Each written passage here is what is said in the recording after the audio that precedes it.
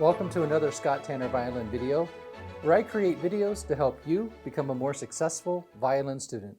And if you get a chance, jump over to my YouTube channel, Scott Tanner Violin, where you'll find videos on sit etudes, technique, more Suzuki violin pieces, and my own personal music violin videos. This video will focus on playing the 8th piece in the Suzuki Violin Book 1 repertoire, Allegro.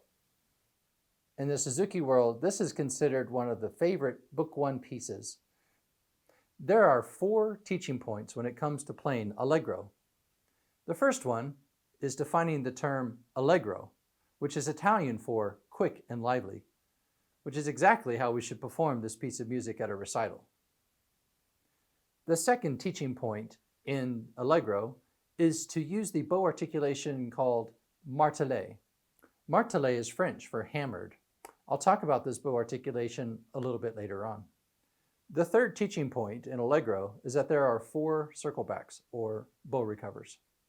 And finally, the fourth teaching point in Allegro is to apply 4 musical terms that we find in this piece. The first one is the use of a retard, and retard simply means to slow down. The second one is a tempo, which is a return to the original tempo, typically found after a retard. The third term is a fermata, which means just to hold a note out. And the last one is dolce, Italian for sweet. Now that we have reviewed the teaching points, let's continue with left-hand technique. There are basically 3 left-hand techniques that we can use when we are playing Allegro. The first technique is that of an independent fingering. Up until this point, we've been playing pieces that require fingerings to drop down more or less 2 or 3 at a time, and then just peeling back the fingers. Well, in Allegro, we have independent fingering, meaning that our fingers have to be put down or placed into position very quickly and without reference necessarily with other fingers on the same string. The first place I'd like to show you is in measure 2, where we need to learn how to bounce our second finger off the E string upon placing third finger on it. I want to demonstrate for you what that looks like.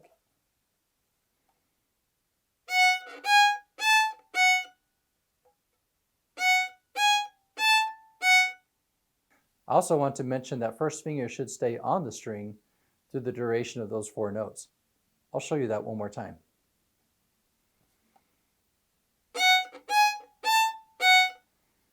Due to the speed at which we play Allegro and have the use of independent fingering, it's necessary that our fingers stay very close to the fingerboard and that actually the fingers hover over the fingerboard in the position where the fingers will be placed. This is a much more efficient way of playing the instrument and allows us to play at a performance tempo. The last item to consider for left-hand technique is being able to play independent third finger on the E string, which is the note A. One way we know for sure that third finger is in tune in first position, whether it's on the E, A, D, or the G string, is that it will have a ringing quality to it. Here's a way to practice ringing 3s.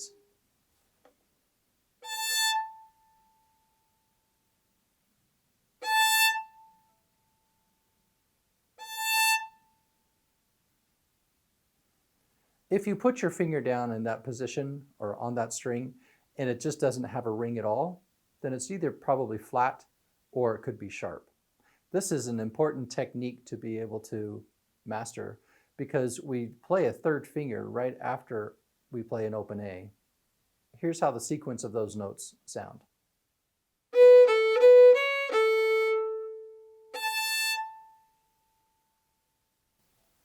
Did you hear that octave?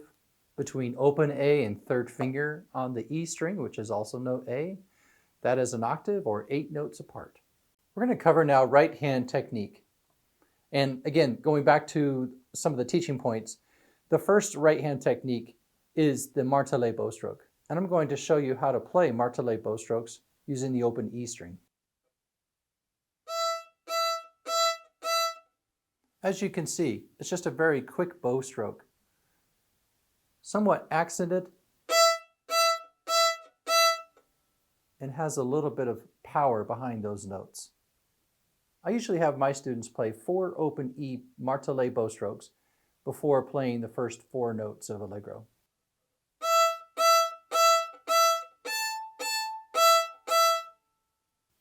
The second bow technique has to do with the bow recovers, which I talked about as well in the teaching points. There are 3 bow recovers. They sound like this.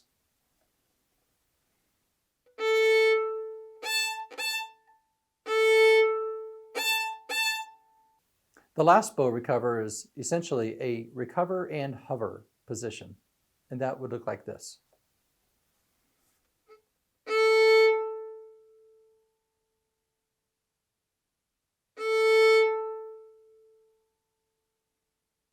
So as you pull the bow down on the A string, the very last note, and recover, just hover above the A string without placing the bow back on the string, because that would kill the dead ringing tone that you just created.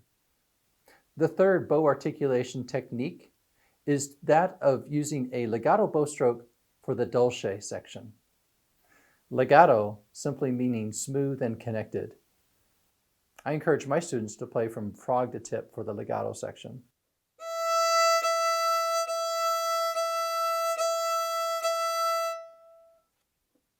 The notes with the legato sound like this.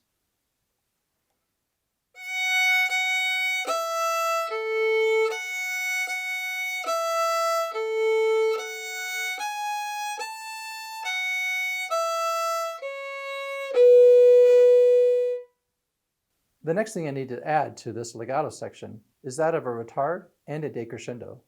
Remember that our retard means to slow down, and a decrescendo means to become a little bit quieter by the use of less bow and slower bow speed. I'll demonstrate all of those things together now.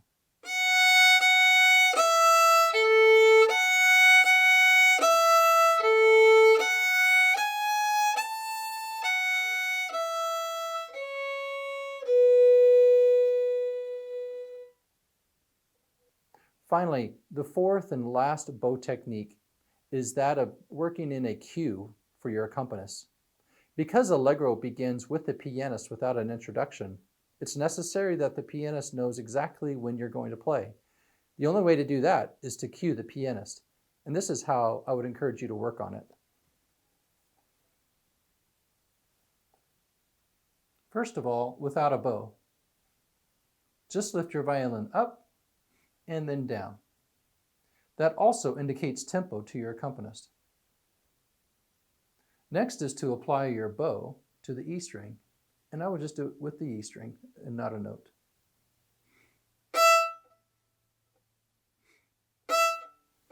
When your violin comes to the bottom of that cue, that's when your bow will move. So breathe in slowly, lift up, and down. When your violin comes down, your bow comes down. And then add your third finger.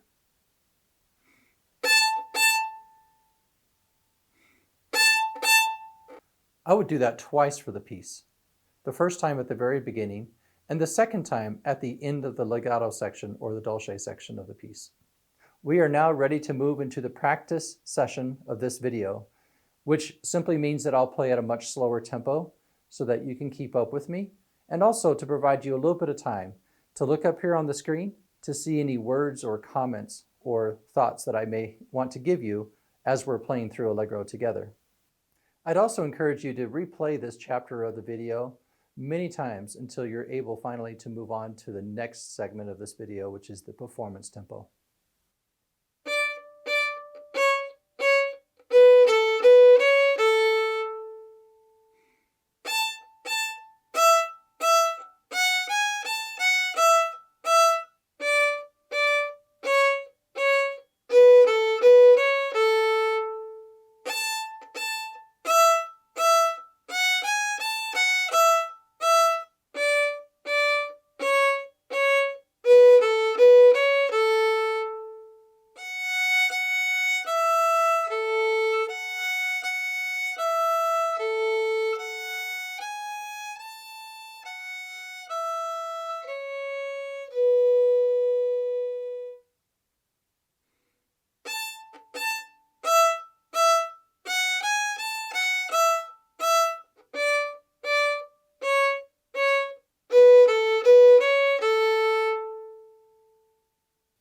Well, how did it go? Were you able to get through the entire Allegro with me without any mistakes? If so, we're ready to move on to the performance section of this video. The performance tempo is a tempo that would be very appropriate for a recital. And remember that you can slow this part of the video down, or any part of the video, by going to the settings wheel and making an adjustment in the playback speed. Let's continue with a performance tempo. For the sake of beginning together, I'll begin with an introduction, and watch for the cue.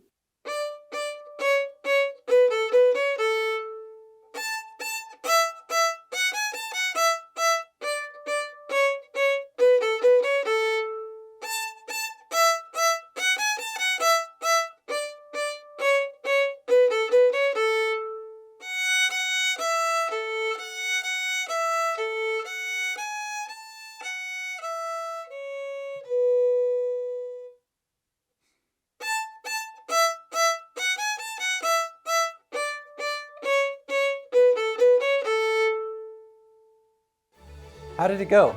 Were you able to stay with me again? If so, congratulations! And you're ready to move on to the next piece in the Suzuki Violin repertoire, Perpetual Motion in A. I have a video for Perpetual Motion. In the meantime, keep your commitment to practice daily, and I'll see you over there real soon.